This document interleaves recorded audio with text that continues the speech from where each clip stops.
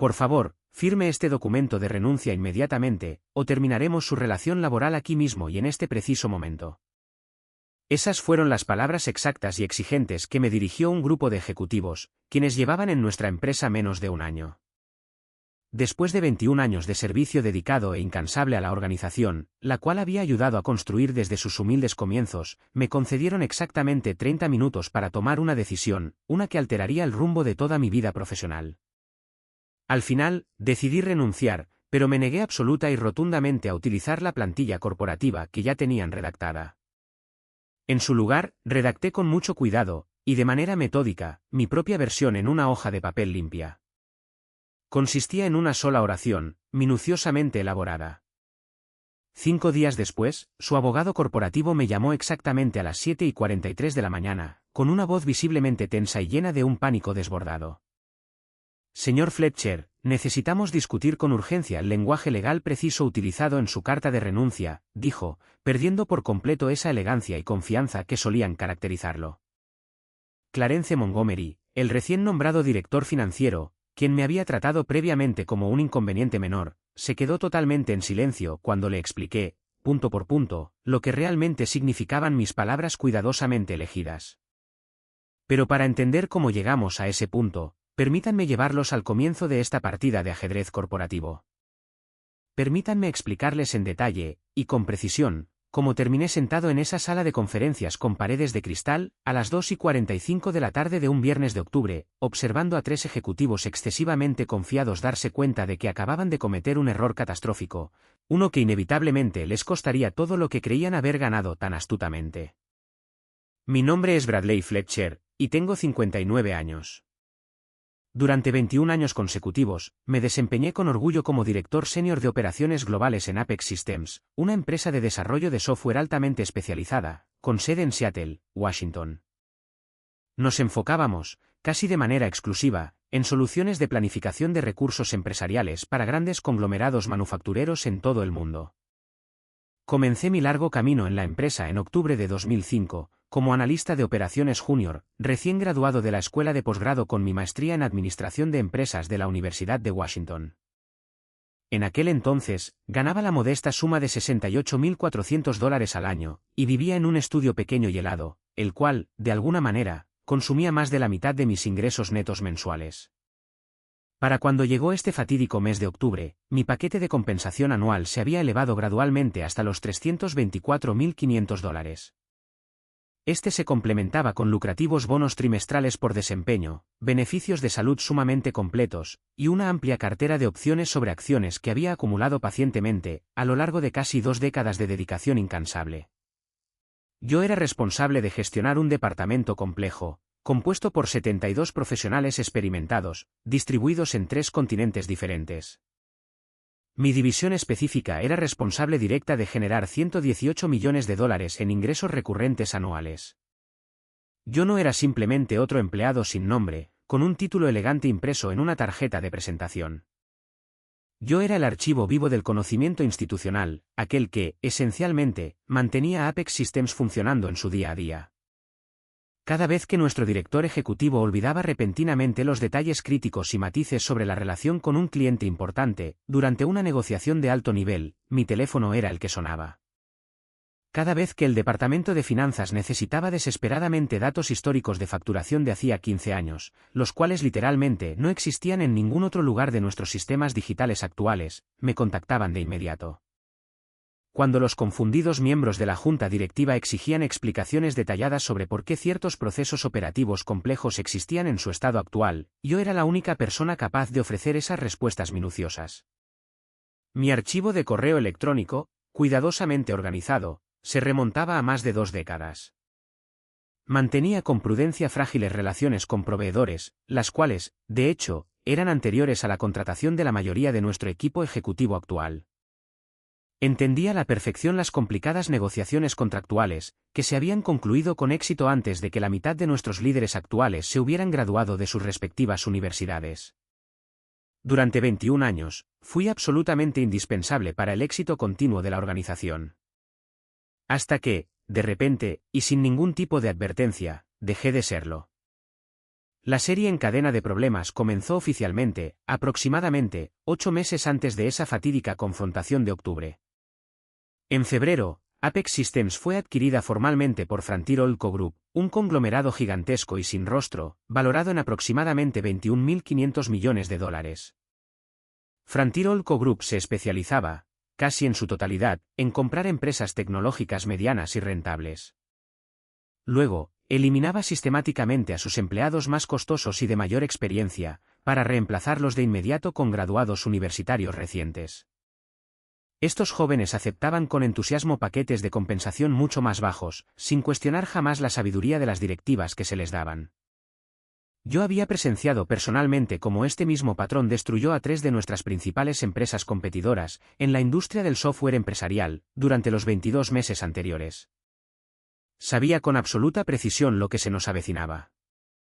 El manual de estrategia para adquisiciones corporativas literalmente nunca variaba. El nuevo equipo directivo llega vistiendo trajes costosos, haciendo promesas increíblemente tranquilizadoras sobre la estabilidad a largo plazo y la continuidad operativa. Luego, de manera lenta pero segura, comienzan a eliminar sistemáticamente a cualquiera que gane más de $165.000 al año. Los reemplazan con graduados novatos e ingenuos, que ganan $112.000, y que simplemente carecen de la experiencia profesional para darse cuenta de que están siendo completamente explotados por un sistema, diseñado para maximizar el valor del accionista a corto plazo. La adquisición se concretó oficialmente el 14 de febrero, el día de San Valentín. Encontré que la fecha era apropiada y casi cómicamente irónica, ya que fue el día en que comenzaron a romperle el corazón a la empresa que tanto amábamos.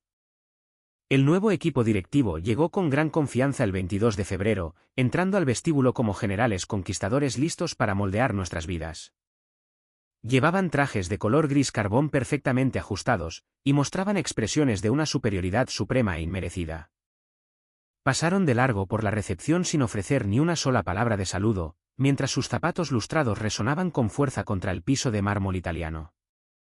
Para los empleados más antiguos que observaban desde sus escritorios, se sintió como si un ejército de ocupación hubiera marchado dentro de nuestro santuario. Nuestro nuevo director ejecutivo era Clarence Montgomery. Tenía 39 años, presumía de un título prestigioso de una institución de la Ivy League, y anteriormente había trabajado como ejecutivo en una empresa emergente ostentosa, la cual consumió $50 millones en fondos de capital de riesgo antes de colapsar espectacularmente en una quiebra muy publicitada. A pesar de sus impresionantes credenciales sobre el papel, poseía absolutamente cero experiencia práctica en los detalles minuciosos de las operaciones de software empresarial. El nuevo director financiero era Preston Thorne, un exconsultor senior de 38 años que venía de una enorme firma de consultoría de gestión. Preston estaba sumamente enfocado en construir escenarios de modelos financieros complejos y manipular hojas de cálculo intrincadas, pero permanecía completamente ignorante sobre cómo funcionaban los negocios reales y operativos en la práctica diaria. El nuevo director de operaciones era Dominique Reed, de 41 años. Él había sido vicepresidente en Frontier Oilco Group durante exactamente 22 meses, y creía sinceramente que entendía todo lo que había que saber sobre empresas de desarrollo de software, solo porque alguna vez administró una pequeña subsidiaria durante 10 meses, antes de que fallara catastróficamente y fuera liquidada en silencio.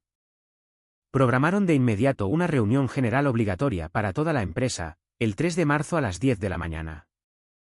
Clarence se paró con total confianza frente a nuestra sala de conferencias principal, un espacio especializado que yo personalmente había ayudado a diseñar cuando nos mudamos a este edificio moderno hace más de una década.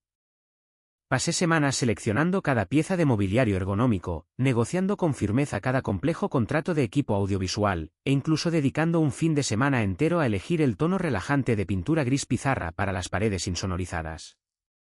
Clarence ofreció el discurso estándar e increíblemente predecible de adquisición corporativa, el cual yo ya había escuchado casi palabra por palabra de parte de colegas en otras 3 empresas adquiridas. Estamos increíblemente entusiasmados con esta alianza estratégica, anunció en voz alta, proyectando un entusiasmo ensayado que no engañó a nadie con verdadera experiencia corporativa. Les aseguro que nada fundamental va a cambiar por aquí. Valoramos profundamente sus inmensas contribuciones. Sus puestos actuales están completamente seguros. Juntos, alcanzaremos un éxito financiero sin precedentes. Frontier Oil Co Group adquirió Apex Systems específicamente debido al talento excepcional en esta sala, y estamos firmemente comprometidos a preservar esa cultura única y su valiosa experiencia. Ya había escuchado antes este mismo discurso paternalista, expresado con la misma falsa sinceridad y los mismos gestos ensayados con las manos. Cada vez que los ejecutivos corporativos de alto nivel hacen lo posible por prometer que absolutamente nada cambiará, eso casi garantiza que todo está a punto de cambiar de manera drástica y dolorosa. Me fui a casa y comencé a actualizar meticulosamente mi currículum profesional esa misma noche, a las 10:23, sentado solo en la mesa de roble de mi comedor, acompañado por una copa abundante de un vino tinto costoso. Pero también comencé a hacer otra cosa. Algo que mi abuelo me enseñó explícitamente durante sus 35 años trabajando como un duro representante sindical, luchando con uñas y dientes por los derechos fundamentales de los trabajadores.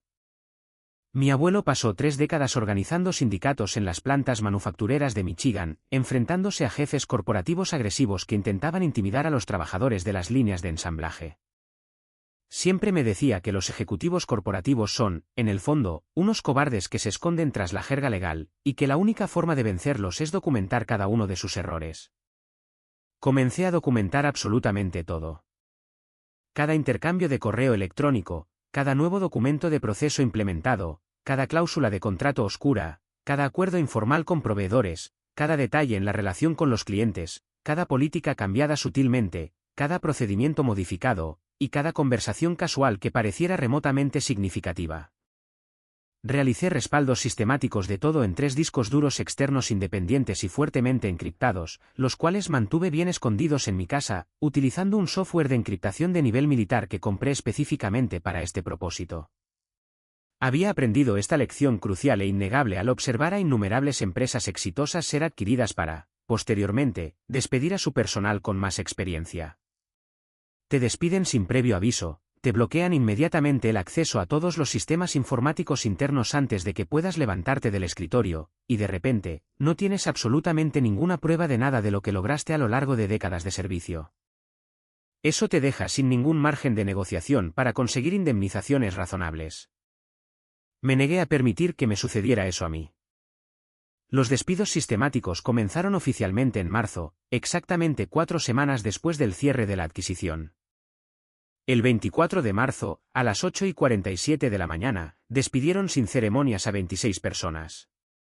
Todas eran mayores de 55 años. Todas ganaban más de $185.000 al año. Y todas poseían múltiples décadas de experiencia profesional insustituible. Silenciosamente, las reemplazaron en un plazo de 6 semanas con graduados universitarios recientes, quienes ganaban menos de la mitad del salario de sus predecesores. El Departamento de Recursos Humanos se refirió convenientemente a esta salida masiva como una reestructuración organizacional estratégica.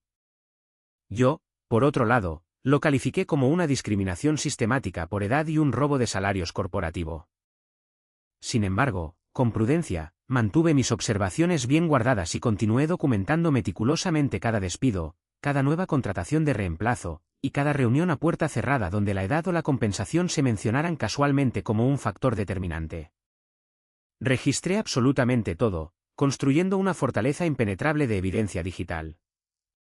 En abril, comenzaron a enfocarse lentamente en mí de manera específica, esperando hacer que mi rutina diaria fuera tan incómoda que decidiera irme por mi cuenta. Comenzó con cosas pequeñas e insidiosas. Me excluyeron sutilmente de reuniones estratégicas de alto nivel, las cuales yo mismo había facilitado y a las que había asistido durante años sin objeción alguna. El 18 de abril, se llevó a cabo una sesión trimestral clave de planificación estratégica, la cual yo había administrado con éxito durante 11 años consecutivos. Esta reunión crítica se centraba en migrar la base de datos propietaria de Apex Systems a los servidores de Frontier Oil Co Group.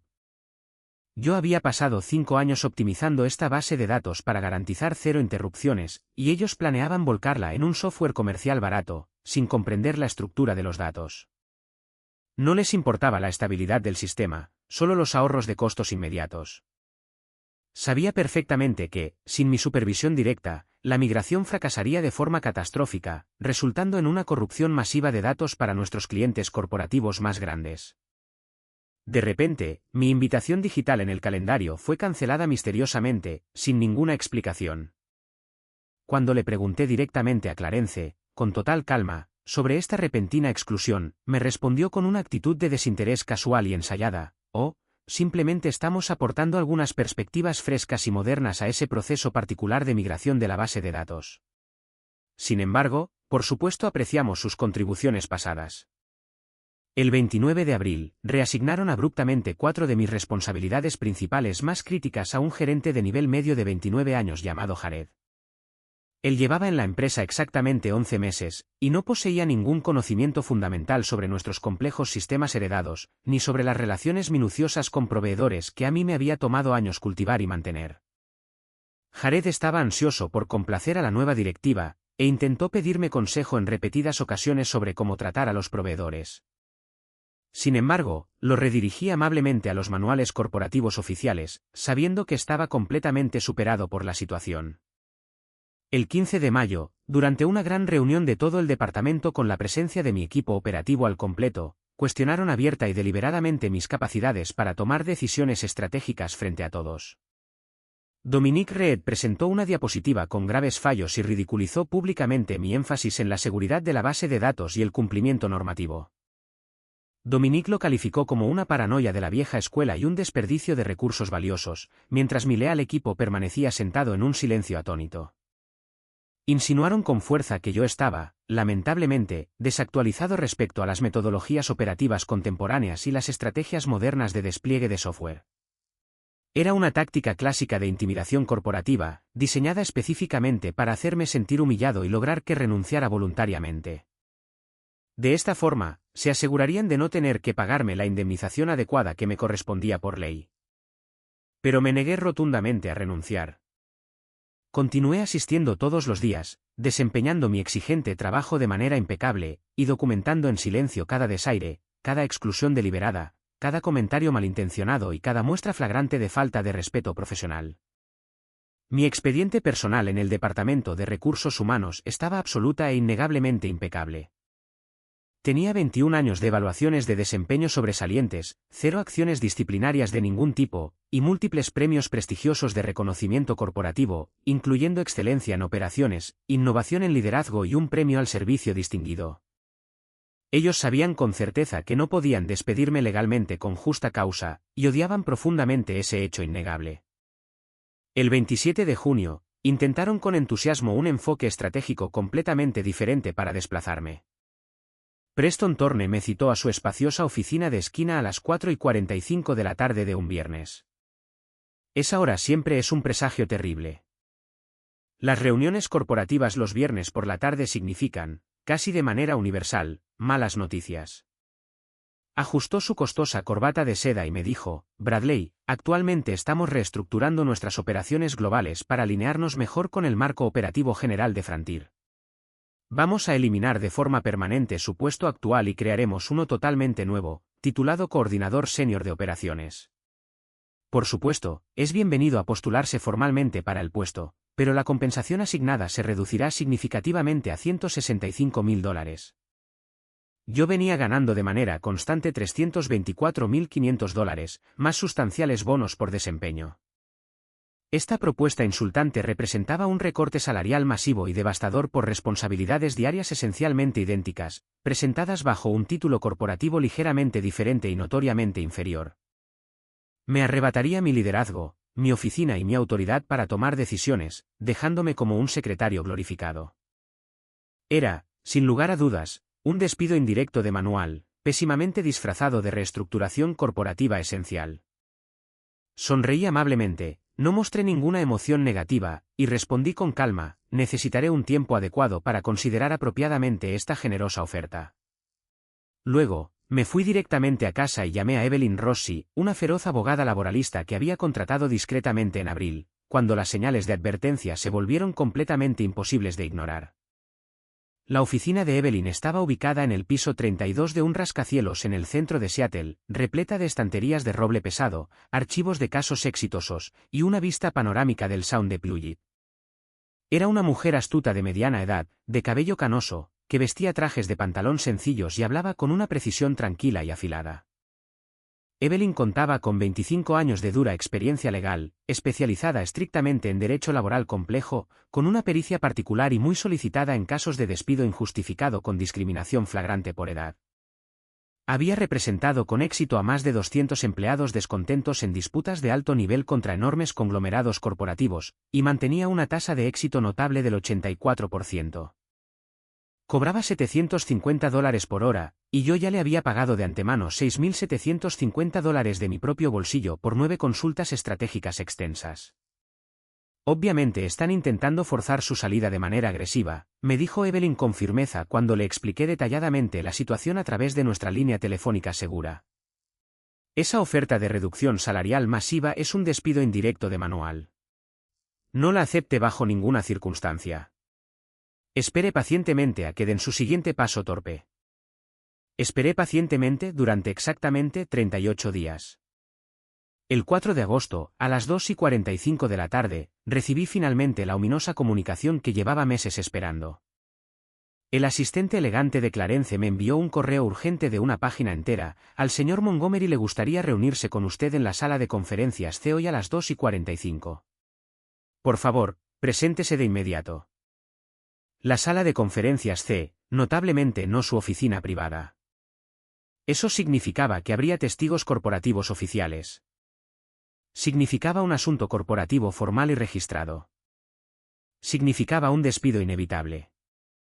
Imprimí con calma mi carta de renuncia de una sola oración. Exactamente la misma que Evelyn y yo habíamos redactado minuciosamente semanas atrás, tras múltiples revisiones intensas.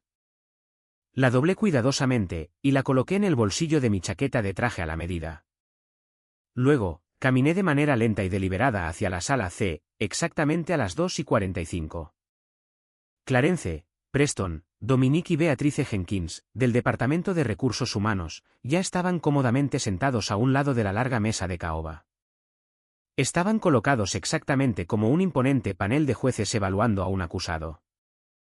Frente a ellos, había 4 costosas carpetas de cuero alineadas. 4 bolígrafos de plata idénticos. Y 4 expresiones de simpatía falsa y ensayada en sus rostros. Clarence hizo un gesto vago hacia la única silla aislada, ubicada justo enfrente de ellos. La silla del acusado, sola, frente a la Fiscalía Unida. Me senté con calma, asegurándome de mantener un contacto visual firme con cada uno de ellos. Había ensayado mentalmente este momento decisivo al menos 80 veces. Bradley, gracias por sacar tiempo para reunirse con nosotros con tan poco aviso, comenzó Clarence, con una amabilidad forzada y artificial.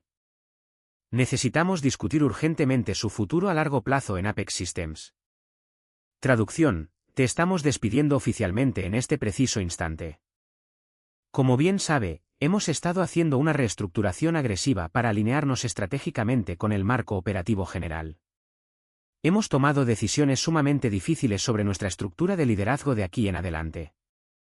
Tras una consideración exhaustiva y dolorosa, hemos decidido tomar una dirección totalmente diferente con el puesto de operaciones globales. Traducción, estás despedido, y vamos a contratar a alguien significativamente más joven y mucho más barato. No dije absolutamente nada. Simplemente me quedé allí sentado, esperando pacientemente.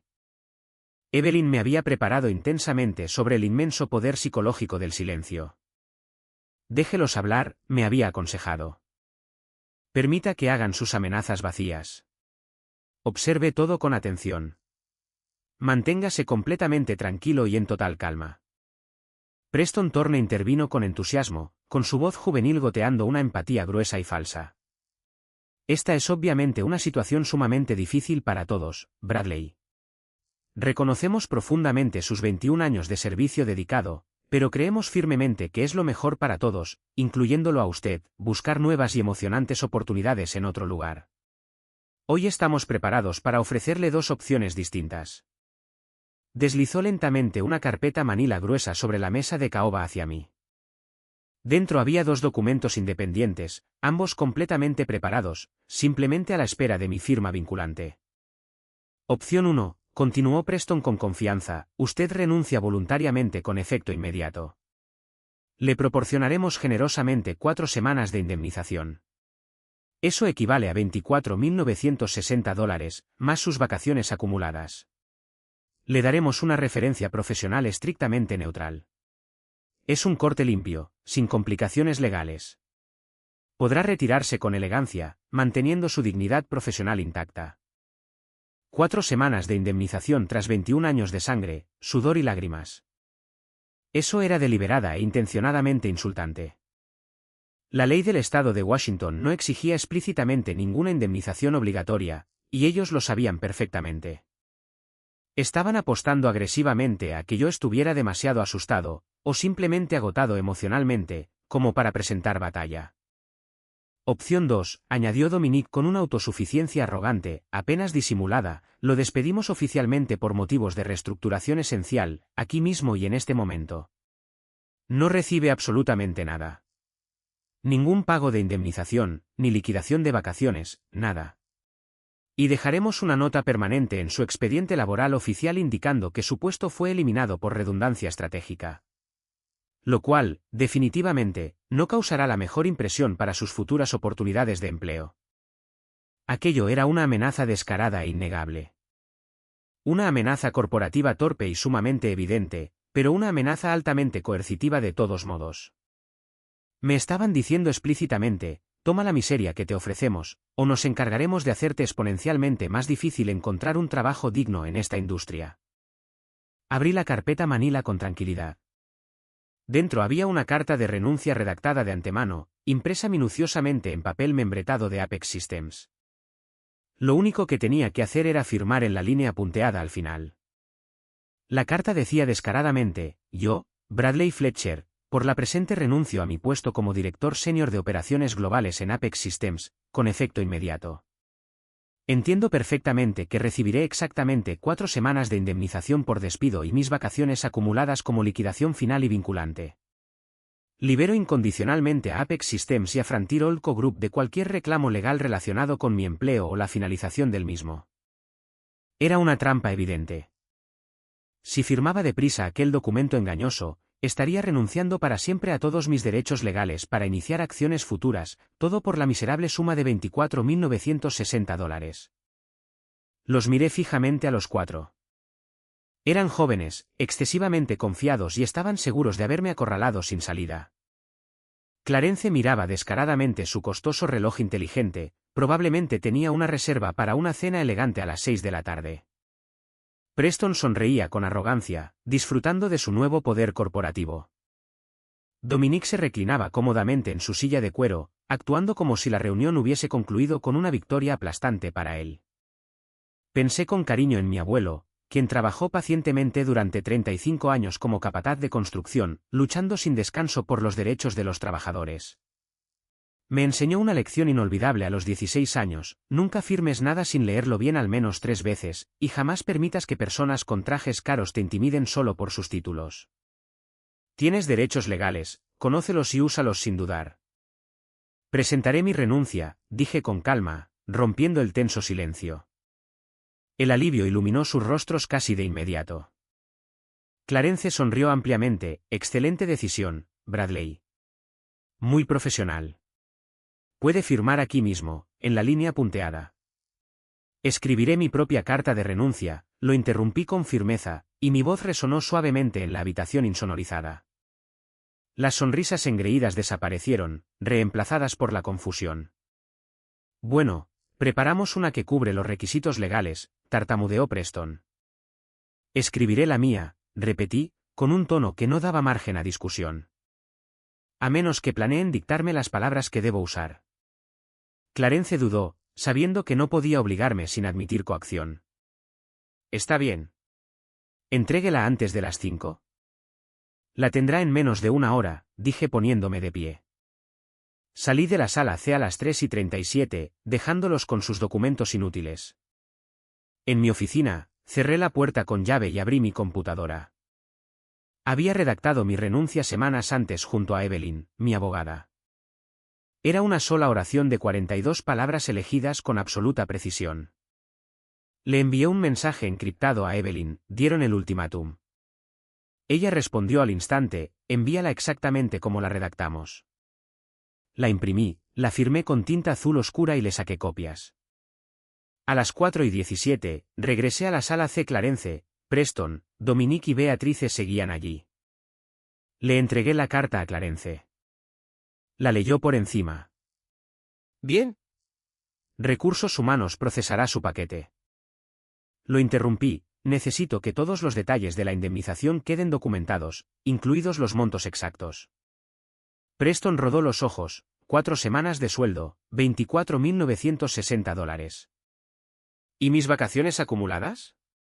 Tengo 235 horas guardadas. Eso está incluido, intervino Beatrice. ¿Y mis reembolsos pendientes? Incluiremos todo, dijo Dominique. Puede irse ya. Salí a las 4:24. Empaqué mis cosas, ignoré los mensajes de texto presas del pánico en mi teléfono y me fui a casa a las 5. Me serví una copa de vino y esperé. Se dieron cuenta 5 días después. El martes, a las 7:43 de la mañana, sonó mi teléfono. Era Donald Sinclair, el asesor jurídico general de Frontier Olco Group. Necesito hablar sobre su carta de renuncia. Sonreí. Por supuesto, señor Sinclair. ¿En qué puedo ayudarle? Hay cierta confusión sobre el lenguaje utilizado, específicamente la frase que indica que su renuncia será efectiva tras el pago completo de toda la compensación que se le adeuda por ley. ¿Podría aclararlo? Abrí mi computadora en la hoja de cálculo detallada que había preparado, mirando a través de la ventana el día lluvioso de Seattle, sintiendo una paz y una victoria absolutas. Por supuesto, señor Sinclair. Es sencillo. Mi renuncia formal solo será legalmente efectiva cuando reciba el pago completo de todos los montos que se me deben según mi contrato laboral y la legislación aplicable del estado de Washington. Hasta que no reciba esa liquidación total, mi renuncia sencillamente no surte efecto, lo que significa que técnicamente sigo siendo un empleado activo con todos mis derechos. Silencio. Un silencio muy largo y angustioso. ¿Puede repetir eso? Tartamudeó su voz antes refinada. Mi renuncia es condicional. No surtirá efecto hasta que me paguen todo lo que me deben por ley. ¿Y qué cree usted que le debemos? Le haré el desglose. Primero, mi salario base regular hasta la fecha efectiva de renuncia, $24.960. Segundo, mis vacaciones acumuladas no disfrutadas, $36.660. Tercero, mis reembolsos de gastos pendientes, $7.840. Esos conceptos suman exactamente $69.460. Y eso es solo el comienzo. ¿A qué se refiere? Cuarto, mi bono anual por desempeño, $259.500. Escuché que algo se cayó de su lado. Quinto, mis opciones sobre acciones consolidadas. Según la cláusula de cambio de control de la sección 12 de mi contrato, todas las opciones se consolidan inmediatamente si la empresa es adquirida y mi puesto se da por terminado de forma indirecta. Tengo 84.500 opciones que se consolidan de inmediato, con un valor de $2.625.000 según la valoración actual de las acciones de Frontier Olco Group. Sexto, mi paquete de indemnización por contrato. Cuando firmé mi acuerdo ejecutivo hace 15 años, negocié una cláusula que establecía que, si era despedido de manera indirecta y sin justa causa, recibiría 2 años completos de salario base, más 24 meses de primas de seguro médico totalmente pagadas. Eso equivale a $714.000 de salario base, más $53.240 en seguro médico. Nos está diciendo que le debemos más de $3 millones. $3.721.200, más intereses. Dado que mi renuncia aún no ha surtido efecto, continúo devengando mi salario diario y manteniendo mis beneficios. Según el capítulo 49.60 del Código Revisado de Washington, esto es una discriminación sistemática por edad. Y según la ley RCW 49.52.050 de Washington, la retención intencionada de salarios adeudados constituye un delito grave de clase C, lo que expone a la empresa a daños dobles según la norma RCW 49.52.070. Esto es absurdo. De hecho, las renuncias condicionales son perfectamente legales en Washington. Ustedes aceptaron mi renuncia sin leerla con atención. Donald Sinclair intentó argumentar, con una voz que reflejaba una creciente desesperación, afirmando que una renuncia condicional era una táctica de mala fe que jamás prosperaría en un tribunal. Sin embargo, le señalé con calma que el propio Departamento de Recursos Humanos de Apex Systems había aceptado y procesado mi renuncia sin presentar objeciones por escrito, lo cual significaba que habían aceptado legalmente la condición. Pelearemos esto en los tribunales. Deberían hacerlo. Cuento con 21 años de documentación que demuestran la discriminación por edad, o bien pueden pagarme lo que me deben. Él cortó la llamada. Donald Sinclair me volvió a llamar a las 6:18 de la tarde. Frontier desea llegar a un acuerdo rápido. Estamos dispuestos a ofrecer $2.100.000. No lo aceptaré. Me deben un mínimo de $3.721.200. Es mi oferta final, más los honorarios de los abogados, que ascienden a $108.800. Lo necesito mediante una transferencia bancaria en un plazo máximo de 20 días hábiles. Me devolvió la llamada a las 8:47, trato hecho. Le transferiremos los fondos.